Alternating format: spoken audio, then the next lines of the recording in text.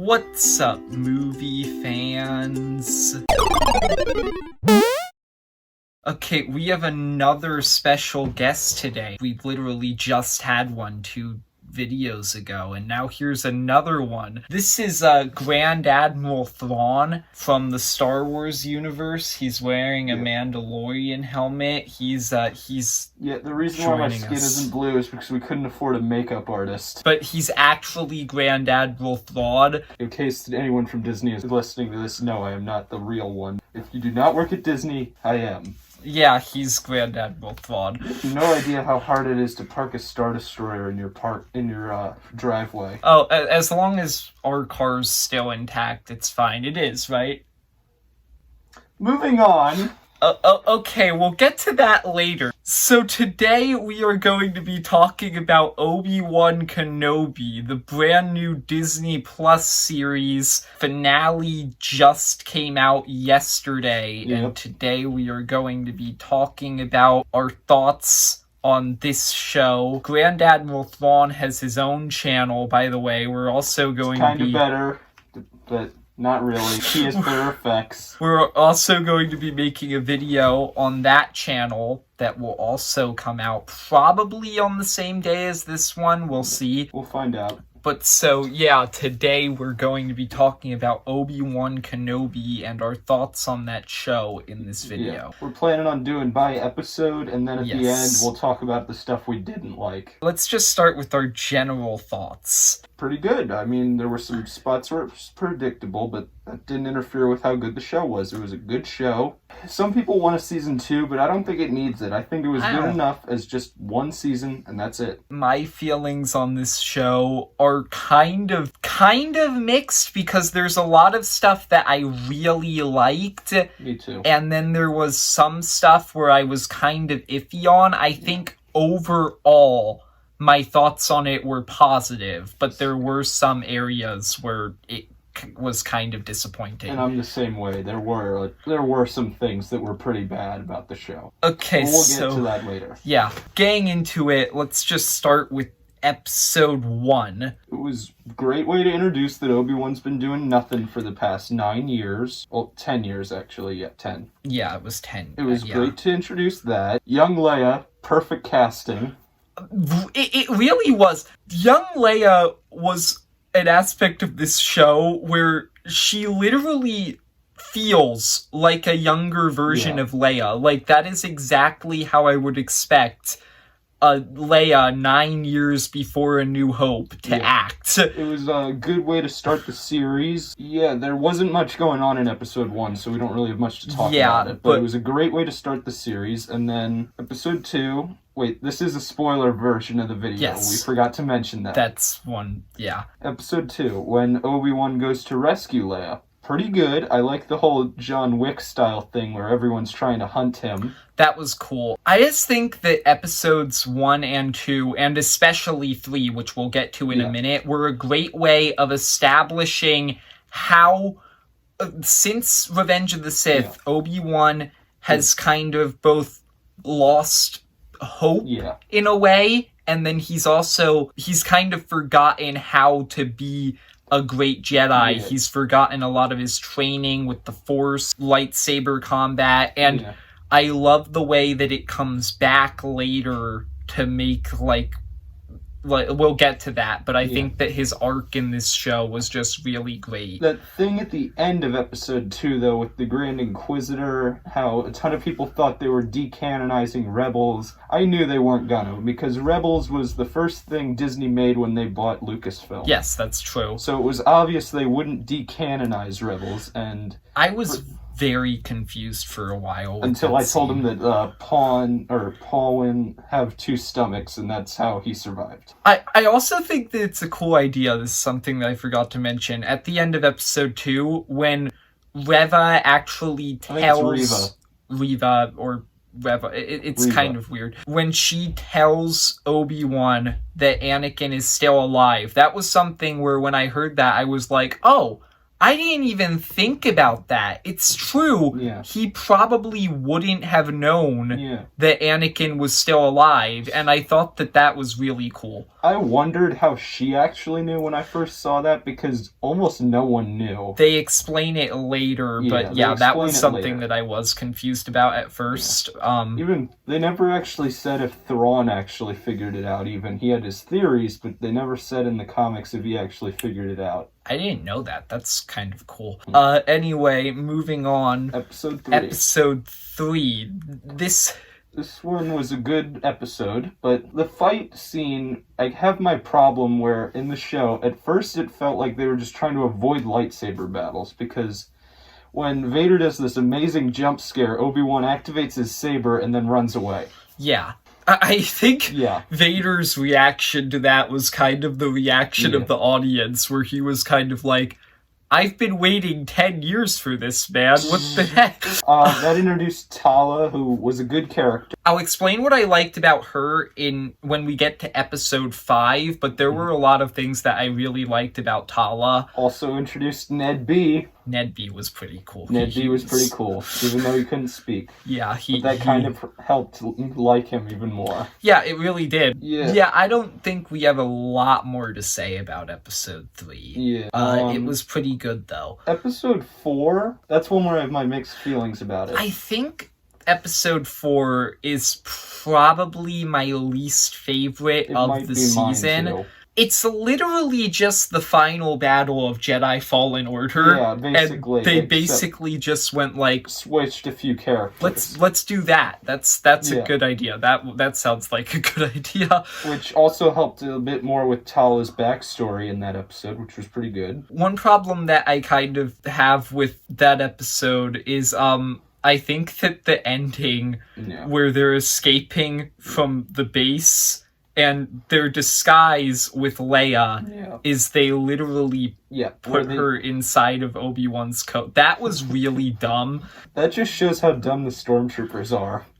True, but I also just thought that was one scene where I was kind of like, okay, I don't know if that really would have worked. Yeah. And then my other problem with this episode is I kind of feel like in episode 1, Leia gets captured. Yeah. Then she gets rescued in episode 2. Yep. Then in episode 3, Leia gets captured. At the end. And in episode 4, Obi-Wan rescues her again. Yeah, it was just repeating that same thing. Yeah. Loop. Drop something. This exact same thing happened like 2 videos ago. Okay, anyway, I also thought that seeing this was where you really start to see Obi-Wan start to use his force powers again. That was cool. And then one moment, this just one tiny moment in this episode that I thought was really cool was when Vader literally just walked, basically did the closest thing he can do to running into the main room of the fortress, and he literally just force choked Reva, or Reva. You want to move on? Yeah, moving on to episode 5. That was my favorite episode in the whole show. I think it might be my favorite. I think episode 6 also had a lot of really good things about it. Episode 6 has a lot of good things about it, but it holds it back by something that I'm going to talk about. Yes. Okay, episode 5. Great episode. It has a, with them trying to escape, but the Empire's there. Pretty good. It was a pretty, tense situation. It had a lot of tension in it. I thought that was pretty cool. When Vader shows up and he does Force Unleashed on that one ship, but then it turns out it was the decoy, that was pretty awesome. That was awesome. Yeah, to see Vader rip that ship right out of the sky and just throw it on the ground. This was probably the episode where Vader was the coolest, because that fight with Reva where he literally didn't even pull out a lightsaber in the first half. He just... Yeah, and then he doesn't even pull out his own. He just breaks hers in half. Yeah, that was really, really cool. Okay, so getting into the thing that I mentioned earlier, the reason why I like Tala so much is because in this episode, she kind of tells Kenobi a bit more of her backstory, and I think that's part of the contrast between the two is kind of what starts giving Obi-Wan more hope Yeah, I thought that was really good. Her sacrifice was also really good. I have one problem with her sacrifice. It ruins Ned-B's sacrifice. Yeah, it kind of does. Because he was dying, and then he uses his body to shield her from the blaster fire, so it kind of ruins his sacrifice. But she still dies. Let's get something in the comments for Ned-B. Yeah, Ned-B, he deserve better. This was also the episode. I have a few problems. I have one massive problem with the ending of this episode. Vader lets Reva live.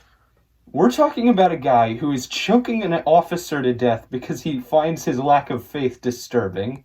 In Jedi Fallen Order, Vader kills Trilla because she failed to kill Cal. Then there's a comic where two Inquisitors fall in love, and Vader kills them with each other's sabers. And yet Trilla betrays him, tries to kill him. Reva. Reva tries to kill him, and he just doesn't kill her, leaves her there alone, with her own lightsaber. Yeah, that was weird. The Vader we know would have showed the Grand Inquisitors alive, and then killed her. Right there, right then. That's one aspect where I was kind of...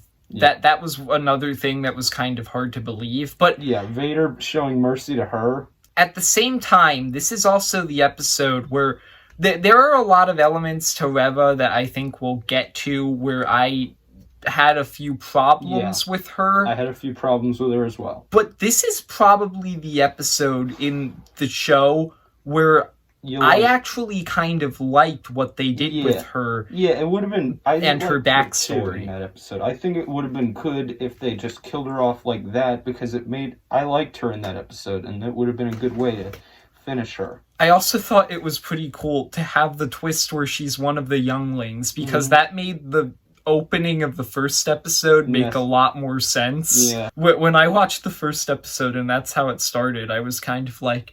Yeah, but what does that have to do with the show, It's awesome looking to see clones in live action for once. Yeah. No, I meant real clones by that, where they were actually people and not CGI. Yeah. This episode was where that opening really made a lot more sense. So now, I guess we can get into the finale. I love half of this finale. The A-plot. The B-plot, however, is terrible. Well, no, let's start with the A-plot. Okay, yeah, sure. Then con. So, Vader and Obi-Wan's rematch is awesome, and it's also really emotional, too, is the thing I liked about it. This is probably my favorite moment of the entire show, and I think that they kind of copied it from Rebels, but I can forgive that. The moment where he cuts Vader's mask off. I have something to tell you after you finish saying that. What is it? Well, okay, in Rebels, Ahsoka cuts the other side of his mask off, and it's to symbolize that neither her or Obi-Wan could fully bring Vader out from the dark side to the light, like Luke does when he takes off his helmet. That's a cool way to interpret it. Yeah, that's what that meant, I think, how she takes off this side. I'm pretty sure Ahsoka took this side. Oh, no, wait, no. I don't know, but Ahsoka took the one side and Obi-Wan took the other in this show. So yeah, it's to symbolize that neither of them could fully take Vader back from the dark side. Anakin back from the dark side. When Vader says that Obi-Wan's not the one who killed Anakin, Vader is, that was really the moment where you can see on Obi-Wan's face, he finally realizes that my friend is dead. Like, he's gone. This is an entirely different person. And I think that in A New Hope, when he calls Vader Darth, that I just thought that was really well done. Also, I like how they reused some lines from that part where Obi-Wan says, "I will do what I must," which is what he said in Revenge of the Sith, but then Vader also says, "Then you will die," like he says to Ahsoka in Rebels. Yeah, that was cool. So then the B plot. I hate that B plot. So the biggest problem that I have with the B plot is that it's a distraction from the A plot. That was my biggest problem with it too. It's so boring, and we want to see the A plot. You have this extremely epic filled with tension battle between Obi-Wan and Vader, and the whole time it keeps cutting to an annoying plot Reva about chasing Luke. Yeah, and she can't even defeat 2 farmers with guns. I have one last thing to say about episode 6. He finally says hello there at the end. Also, Qui-Gon's ghost. That was a good scene. I'm not even kidding with you right now. This is actually something that happened. When he said hello there, I literally started clapping. Yeah, I said, finally! Like this. That was me. Yeah, that was hilarious. Qui-Gon's ghost scene, that was also pretty good. Palpatine's cameo was pretty cool, too. Yeah, but I preferred Qui-Gon's ghost scene. Qui-Gon was arguably more unexpected, because... Well, no, you knew at some point in the show there was going to be a Qui-Gon Jinn ghost. Yeah. But I wasn't expecting it to be like that. That was pretty good, how he finally gets to see it when he's done with his whole journey. So then, things we don't like. Starting with Reva, we didn't really talk about her that much. Mm-hmm. I think that before we learn her backstory, I have some problems. And I feel very bad for the actress because there were just the script. There were people who were going attacked I didn't hate the actress, I just didn't like her character. Yeah, that was... Don't take it too far, people. No, don't take it out on the actress. She's just reading the script. That's the same thing that happened with Rose Tico, Kelly Marie Tran. Just because you don't like the character doesn't mean you take it out on the actress or actor. Yeah, I didn't like how her character is always just charging into everything like that, and she thinks that she can actually defeat Obi-Wan Kenobi, or she can actually defeat Darth Vader, and she's just charging into every situation. That was something I didn't like. I also think that at times in this show, she was trying way too hard to be serious, and at times it was kind of hard to take her seriously. Later on, there are some really great elements with her character, but in the first few episodes, she wasn't really working for me. You want to move on to just Inquisitors in general for the show now? Yeah. Let's start with the Grand Inquisitor. His looks. Who was in charge of picking how he looks? He looks nothing like Rebels, and George Lucas was able to get this right in Revenge of the Sith, which came out in, I think, either 2002 or 3. 2005. Oh, yeah, right, my bad. I was thinking of Attack of the Clones. Yeah. Okay, but still, George Lucas was able to get that right back in 2005, and yet with today's technology, they can't even get close to looking like what those species look like. Yeah, that was... He has a short, fat head. That is not the Grand Inquisitor. He's got a tall, skinny head. He doesn't even sound like him. He sounds as close to the Grand Inquisitor as Jafar from the new Aladdin to the old Jafar. Yeah, that's true. Talks like him, but he doesn't sound like him. And it's really sad because the Grand Inquisitor in Rebels has such a threatening and instantly recognizable voice. And even his eyes are threatening, too. Yeah, I really like the Grand Inquisitor in Rebels. I liked him in Rebels, but in Kenobi... Yeah. Fifth Brother. Him I actually think they did a good job with. Fourth Sister didn't do anything. She was a prop, basically. She literally didn't even say anything. She was just a background character. Yeah, they probably... Yeah, she's basically just a background character. Overall, great show. Kenobi was pretty good. Like I said throughout this video, I have a few problems. But I think that overall, it's a pretty good show. That's really all I think we have to say. Except for, don't forget, Ned-B in the comments. Leave some sad things about how you missed how Ned-B. And also, just tell us what you thought of the show in the comments. Like I said, we're also going to be making a video on his channel, so you can go and check that out. If you enjoyed, then leave a like and subscribe, and see ya, movie fans. And Grand Admiral Thrawn fans.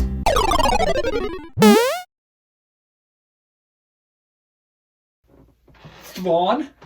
What the heck did you do to our car? Carabasket.